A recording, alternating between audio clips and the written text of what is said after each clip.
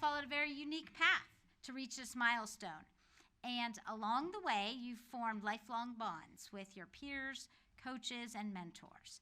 The people you have met and the experiences you have shared during your time at RMU have shaped you into who you are today. And we know that many people helped you along the way. So let's take a moment first and recognize parents, spouses, family members, friends who have supported you in so many ways so that you can be here today. So please join me in giving them a round of applause.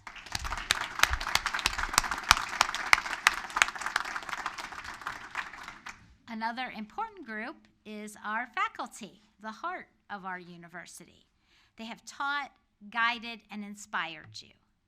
Will the members of the faculty please rise and be recognized?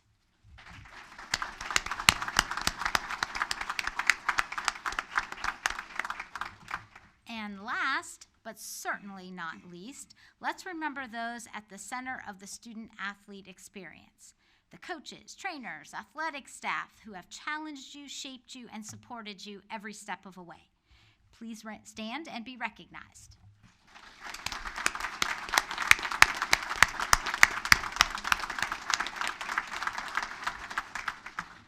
And now it's time to celebrate you. Your passion, dedication, and commitment to excellence in both your academic and athletic efforts have set the bar high for future generations of student athletes and made RMU a better place for everyone. Each and every member of the RMU family shares in your joy on this momentous day. And I have no doubt all of you are going to go on to do amazing things and continue to make us proud for many, many years. So thank you and congratulations again. And now it's my pleasure to introduce our keynote speaker, the winner of the Athletics Outstanding Faculty Award, Dr. Frank Hartle.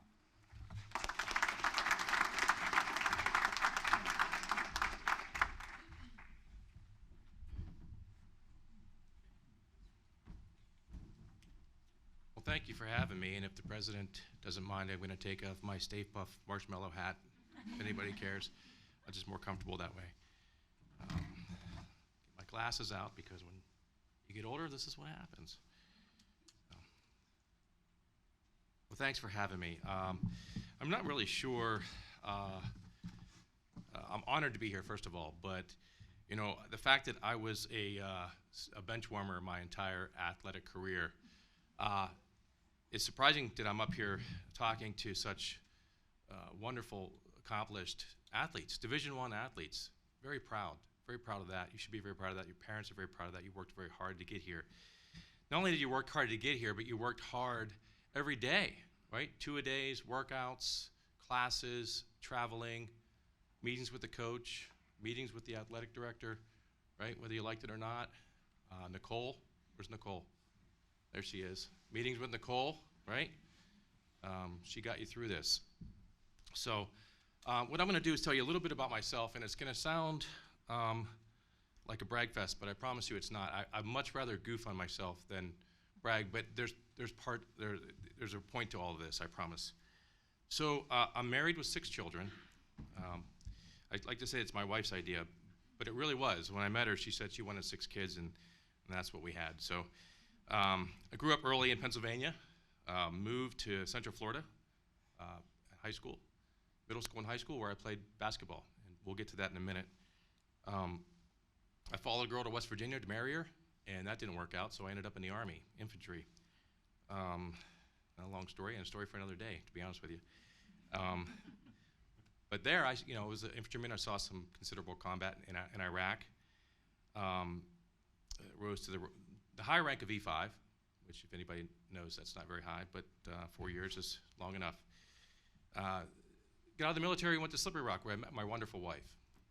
I'd like to say that she stalked me, because one day I was walking and she jumped out from behind like a big oak tree. But the truth of the matter is, I tried to be everywhere where she was. It just made it look like she was stalking me, but really it was the other way around. So after Slippery Rock, I knew that my calling was in law enforcement. So I went down to the David Lawrence Convention Center and took the Pittsburgh police test with 5,000 other applicants. and I was blessed enough to get hired there. And so I worked as a Pittsburgh police officer in Zone 2, which is the Hill District. And if anybody knows, is from Pittsburgh, that's the neighborhood that the Hill Street Blues was based off of. Right? It's a wonderful neighborhood with wonderful people, but in the early 90s, it was, it's had some considerable crime. But I was blessed to do that. And I was also very, very privileged to be promoted to detective from there. So from there, I worked in the criminal intelligence and dignitary witness protection and organized crime squads. Then something happened called 9/11, we're all familiar with, and I felt the calling to move on to federal service. So from there I moved to the Federal Air Marshal Service, went from Cleveland to Pittsburgh, and during that stint in Pittsburgh, they sent me down to the FBI, where I worked for about 5 years on national security investigations, both terrorism and foreign counterintelligence. I'll make sure I get my notes because I don't want to leave anything off here. Promoted a few times, left the federal service as assistant director. Then I came to RMU, which is just a wonderful place with wonderful people, and served in several positions here. Where I stand before you now is the interim dean.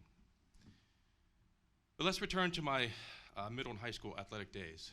If you want to put my picture up there for me. Okay, I'm going to give you 2 guesses.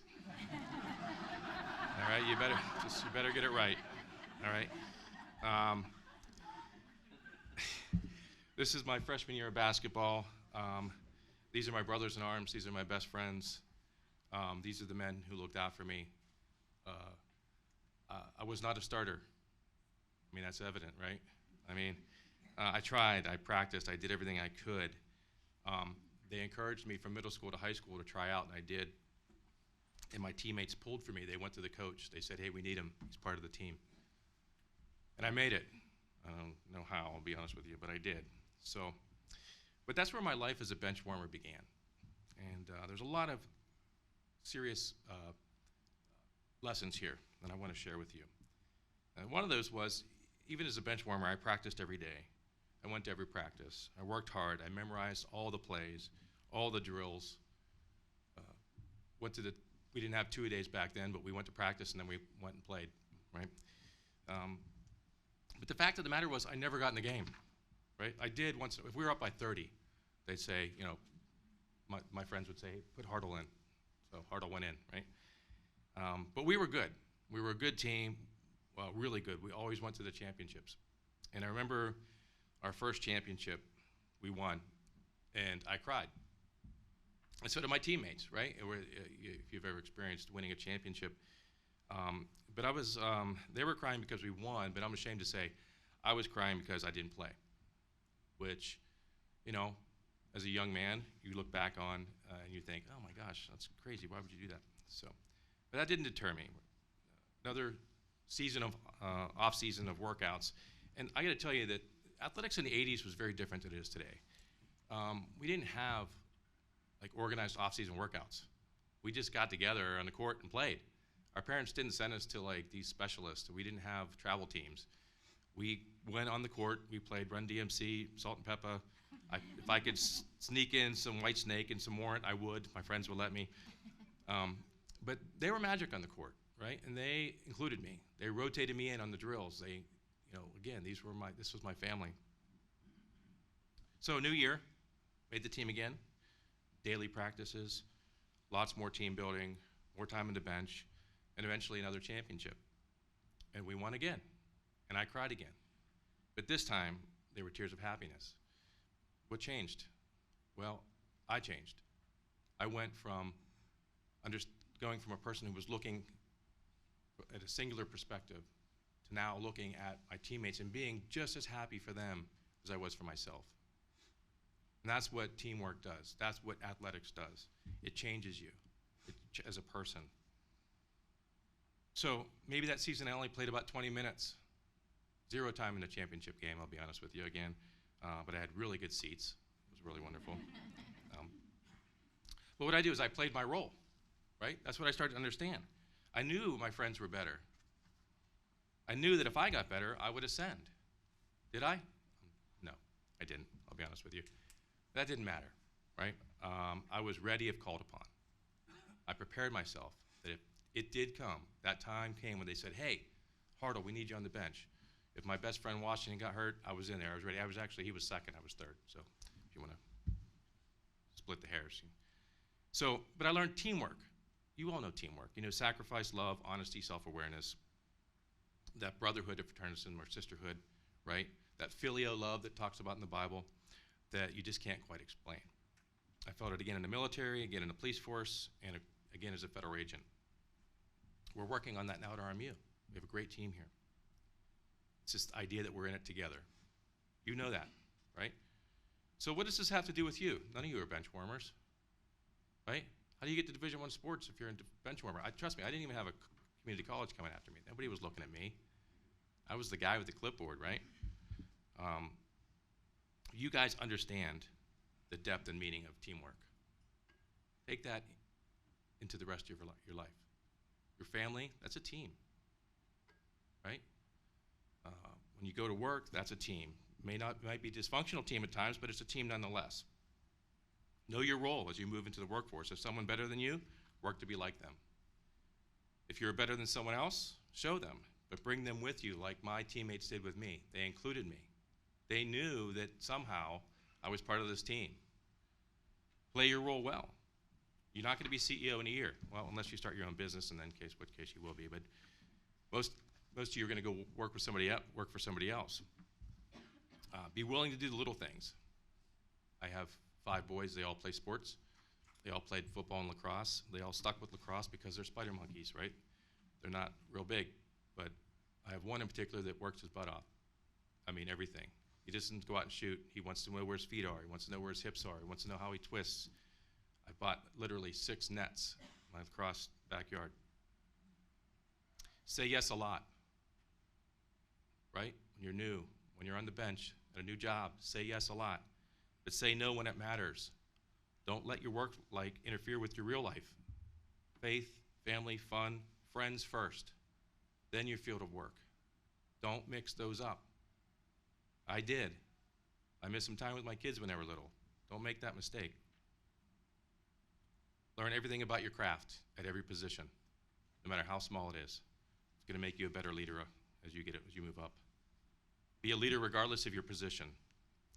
Be willing to be a bench warmer. The place you are now, be great there. Look ahead to see your goals and play hard where you are. You guys do that now. And don't be enticed by titles. They don't mean anything. You're more than just a position. You're loved. You're an individual. You have potential. So you will be on a bench. It's not a bad place. It's a place of preparation. It's a place to gain perspective and to mature. Learn to embrace it. And be patient. It takes time to succeed. But don't get too comfortable. There's always another bench waiting. I sat on many benches in my life. Each role or bench was a period of preparation. Success, promotions, failures, deaths of friends, happiness, marriage and children, and tragedy. Each bench prepared me for the next. So I went from a skeptic to an agnostic to a man who's in love with God, a single guy to a married man with a woman who I just adore, to having 6 children who drive me crazy. From a private to a corporal to a sergeant, a trainee to a police officer to a detective, an air marshal to a squad leader, to assistant to a special agent in charge, to assistant director, faculty to assistant dean, associate dean. And then in one fateful December day, I got a call from the president. She said, hey, Frank, we need you to come off the bench. So I leaned in and I said, yes. I challenged myself. I want you to do the same. And I noticed I'm looking down here, and all these experiences are separated by spaces and commas, but that's the life in between. Preparation, the perspective, and the maturity, all that happens in between. So when you're looking at somebody's resume, understand that. But from now on, you'll be in a perpetual state of bench warming. Even after you retire, it doesn't end, right? Waiting, preparing for the next role in your personal life or work life, and make sure that your personal life is first. Trust me, when you think you've reached the pinnacle of your career, and maybe you're comfortable in life, you'll look around and say, what other challenges and experiences are there? Well, you're competitors. You are. You're here. Oh, geez. Right? That's how you're wired. So go find them. Go find those other benches. And as you move into another period in your life, remember the beautiful lessons that your family and coaches taught you: love, sacrifice, discipline, hard work, respect, leadership, doing the hard things, playing your role, and service above all. And as you leave RMU, the role of the bench warmer is waiting. Go sit on that next bench in life and prepare. When you do, you will experience more and go farther than you ever imagined. God bless.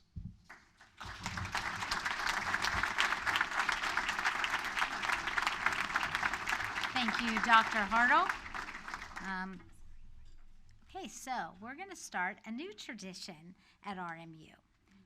I've asked a student athlete to share a few words of their RMU story. So please welcome to the stage Lauren Chapp.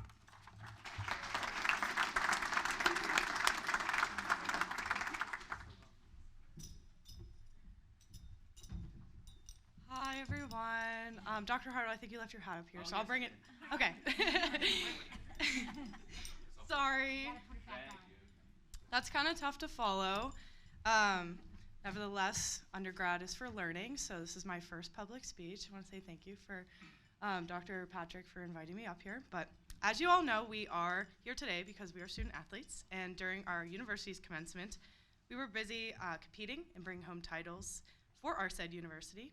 Just in this room, we have some ASUN champs, we have some all MAC first and second team members, and team runner-ups for women's lacrosse. We have Horizon League champs and place winners for women's track and field. And then we have the Horizon League all-tournament team members and team runners-up for women's softball. So congratulations to you all. Thanks for being here.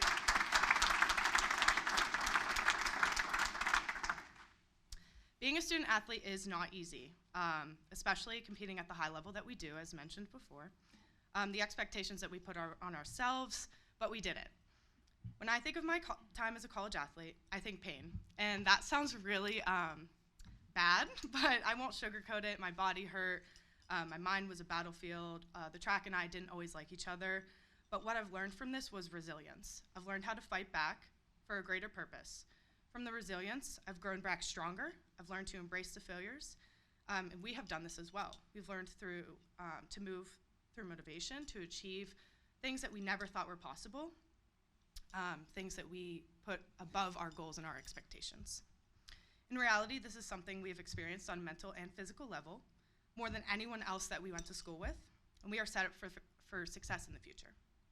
It might not have been the experience that we wanted, but it was the experience that we needed, kind of like picking RMU for our collegiate athletic careers. I don't know if anybody else in this room was where I was at, but RMU was not my first choice, and it was something that I ended up loving in the end.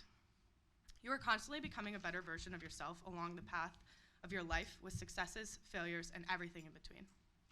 Going into the future, if you are like me, you are struggling to find your identity of life after an athlete. Some of us have been doing these sports for 20 plus years, and our time of competing has come to a close. If you're lucky, you get to do some more. I know there's some professional athletes on our teams or in this room, but one day that will end as well.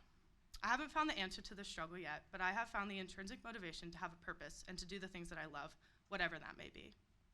I encourage you to find a bigger purpose, but always remember your time here at RMU as a student athlete. You will always have a home here at RMU and a community of like-minded people to stay connected with, so keep in touch with those around you. One time in class, a friend came up to me and asked if I was a student athlete because all I wore was RMU track and field gear. I tried to play it off that I had practice in the middle of the day and my jam-packed schedule didn't allow me to go home and change, even though I literally live on the way to practice. And while this was true, I also felt so proud to represent my school on my chest, my sport, and everything around me. Kind of reminded me of when I was a cheerleader in high school, and ask anybody, I hated it. But my coach always said that I was never a cheerleader, I was always a track star. And that meant I was an ambassador of the school. I didn't think I was a good ambassador of the school, but it was truly something that I did every day and that I continued to do in college. We are the finest ambassadors of our school, and no matter where we go in the world, RMU will always be a part of our journey, and we will continue to be those ambassadors. Now that you're finally at the finish line, and I would be remiss if I didn't throw a track joke in there, it doesn't matter how you got here or how pretty or ugly it was, you did it. So keep going in life, learn from each other, never stop learning, be patient and humble, and most importantly, have a good time all the time. So I'm finally glad to finish this speech. This is officially my last undergrad assignment, thank God. Congratulations on graduating, you did it. Let's get this party started.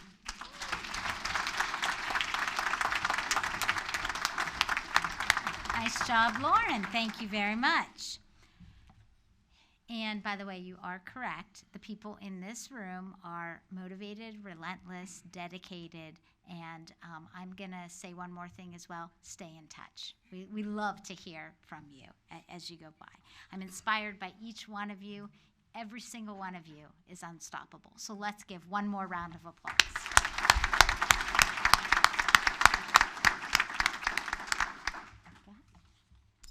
Students in undergraduate degree programs who are graduating with honors are wearing distinctive bronze, silver, or gold medallions representing their academic achievements throughout their program.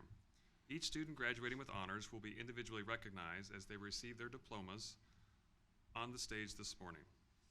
Students who are graduating cum laude represent the achievement of a cumulative quality point average of at least 3.5 on a 4.0 scale. Will the cum laude graduates please stand and be recognized?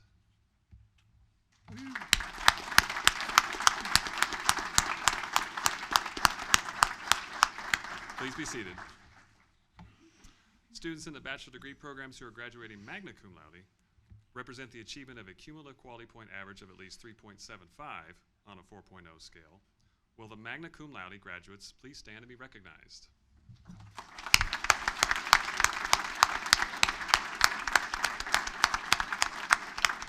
Please be seated. Students in the bachelor degree programs who are graduating summa cum laude represent the achievement of a cumulative quality point average of at least 3.95 on a 4.0 scale. Will the summa cum laude graduate please stand and be recognized? Oh, they're still studying. They're bent out of shape about that 1A minus. All right. The Presidential Transformational Award is RMU's most prestigious undergraduate award. For the past 17 years, this award has been presented to a graduating senior who has been transformed by their experience at RMU and has contributed to the transformation of the university in a meaningful way. The recipient epitomizes the RMU experience through active and engaged learning, academic excellence, leadership, and community service. The award was presented to Zipporah Sewell, one of our graduates, but there were 9 remarkable, deserving finalists that we honored on yesterday, so 2 days ago, for the award, and one of them is here today. So let's learn a little bit more about John Chasen. My name is Johnny Chasen. I am an accounting major and I'm from Glenwood, Maryland. What makes me unstoppable is the opportunities that RMU has given me, the opportunity to grow, to learn, and to overcome. I've been blessed enough to be part of the men's lacrosse team. Throughout my junior year, we had over 12,000 miles of travel. It was a great challenge, but the professors here helped accommodate it with my schedule. And throughout the weekdays, I got the love and care from them in the classroom. The challenges that I've faced have awoken a new confidence in me that I did not have beforehand. I have awoken a new.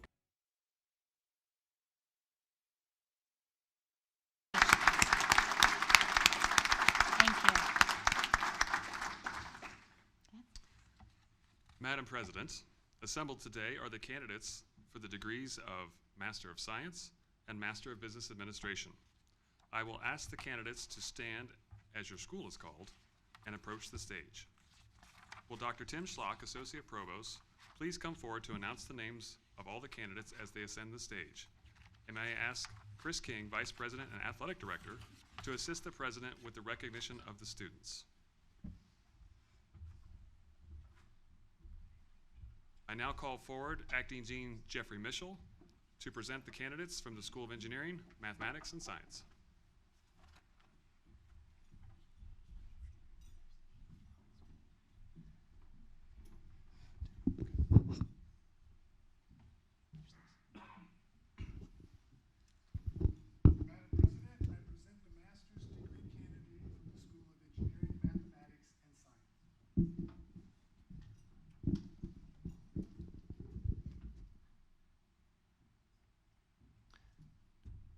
Graduating with a Master of Science in Engineering Management, Jamie Keller.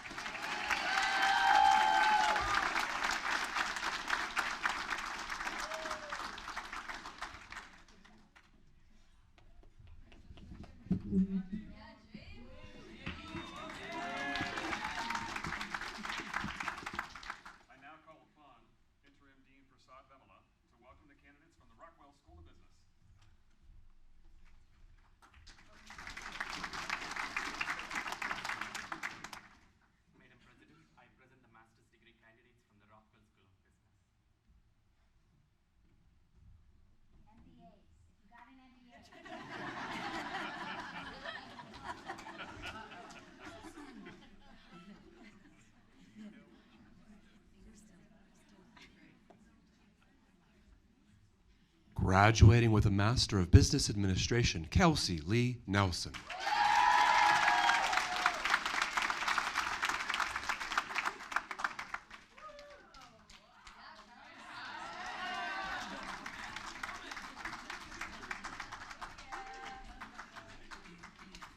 Graduating with a Master of Business Administration, John Andrew Jason.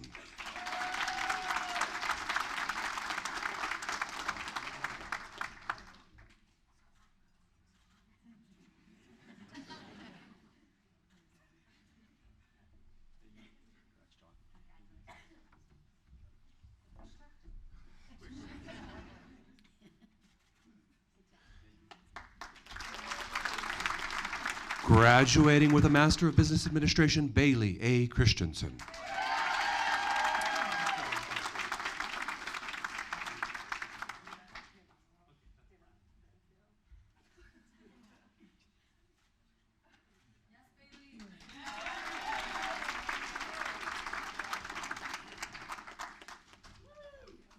Graduating with a Master of Business Administration, William R. Johansson.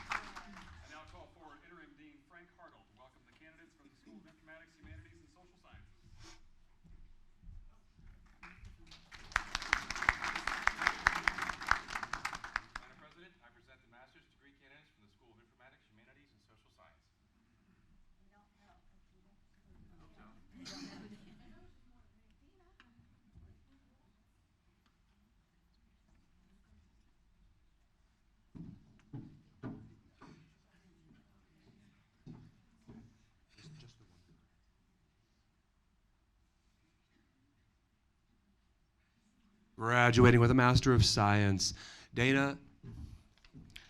Graduating with a Master of Science in Organizational Leadership, Tara J. Golagram.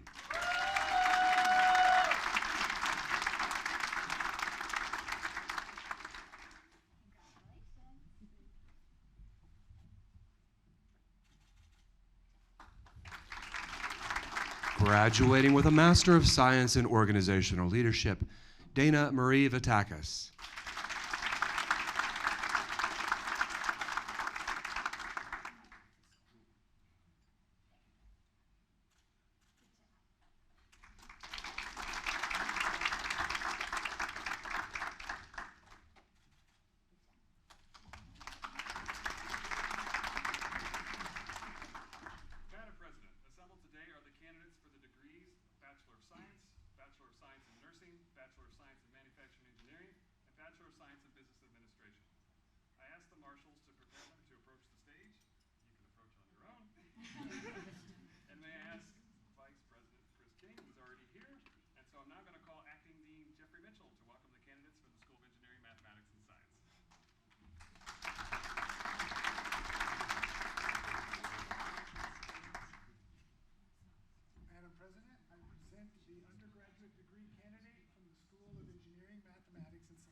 Graduating with a Bachelor of Science in Nursing, Elijah Judah Call. Let's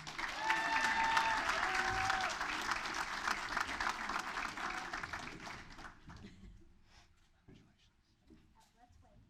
Why don't all the deans come up, and then as the graduates come, you can just congratulate your specific graduates, okay? Let's do it that way. And why don't all the graduates go ahead and get in line? That would be easier. Yep, that's great. It looks like we got a few that are out of sequence here. Keep going. We're good. It's all good. Keep going. Graduating with a Bachelor of Science in Psychology, Emily D. Kim.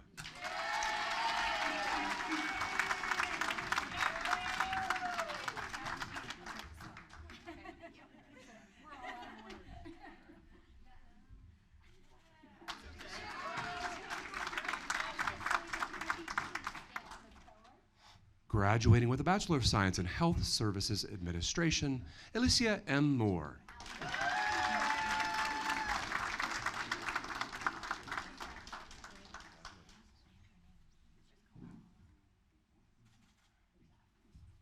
Graduating cum laude with a Bachelor of Science in Nursing, Avery Winchell.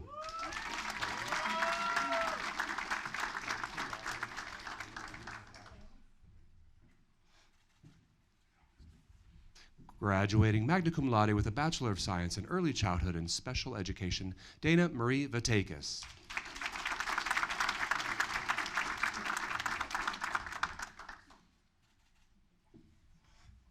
Graduating magna cum laude with a Bachelor of Science in Engineering and a Bachelor of Science in Manufacturing Engineering, Jamie L. Keller.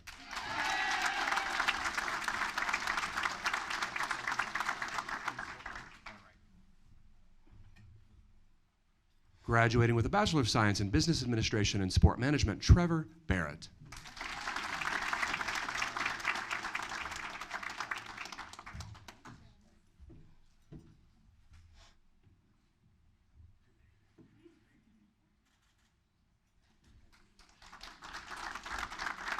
Graduating magna cum laude with a Bachelor of Science in Business Administration and Finance and Marketing, Lauren Nicole Chappell.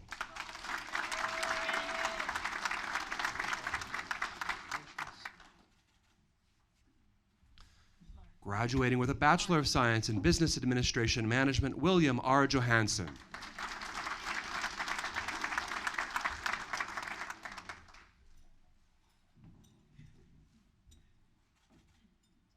Graduating cum laude with a Bachelor of Science in Business Administration and Accounting, John Andrew Chasen.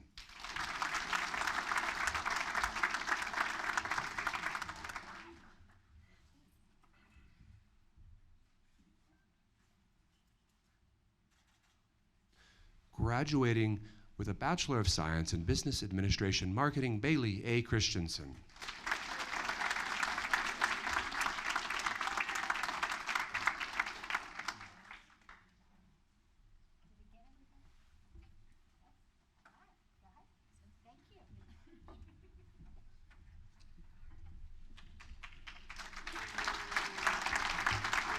So you tested the deans. Very good. They all know what degree is now in their school. So very, very good. All right. We're coming up on a big moment right now. Is everyone ready? This is it. This is that moment. There are 3 parts to the moment, and it's not official until we go through all 3 parts. All right? Okay. So here's how it's going to work. Vice Provost Rademacher is going to say something, right? And then I'm going to say some magic words. And then we're going to move the tassel. And we're going to say, woohoo, you're graduated, okay? But we got to do it in those 3 parts. Don't get ahead of me. Not official till we hit each part. We got it? All right. Okay. All right, Vice Provost Rademacher, go for it.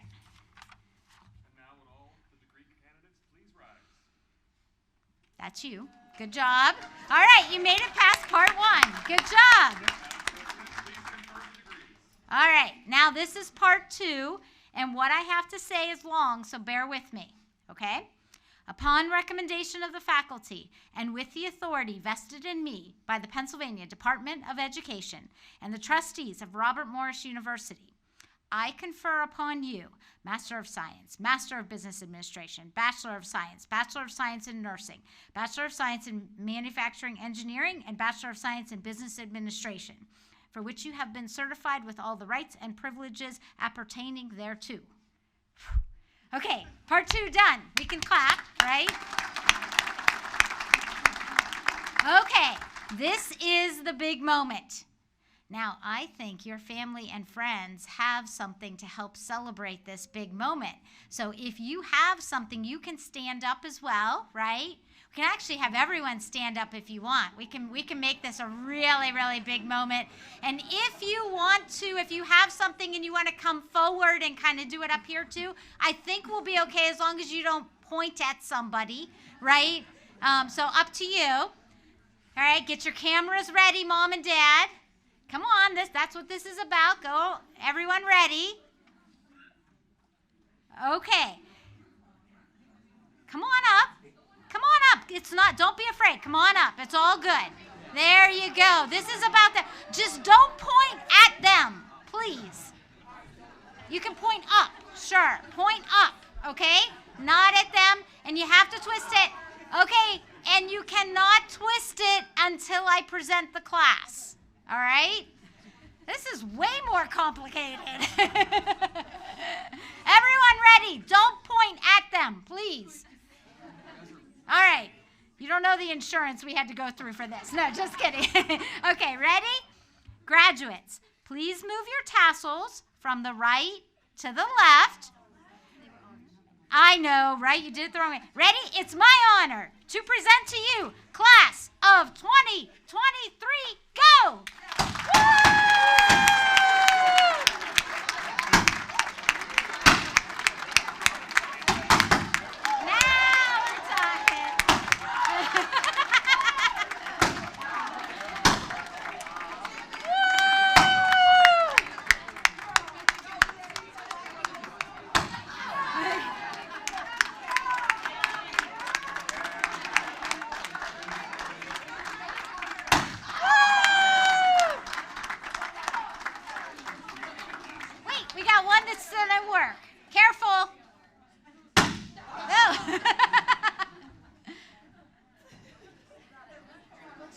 Just don't point it up when you do it. All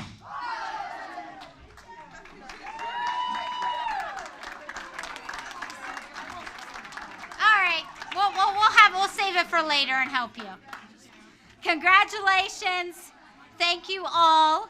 At this time, we invite everyone to please stand and remain standing as we sing our alma mater, and then we will do a recessional. Okay?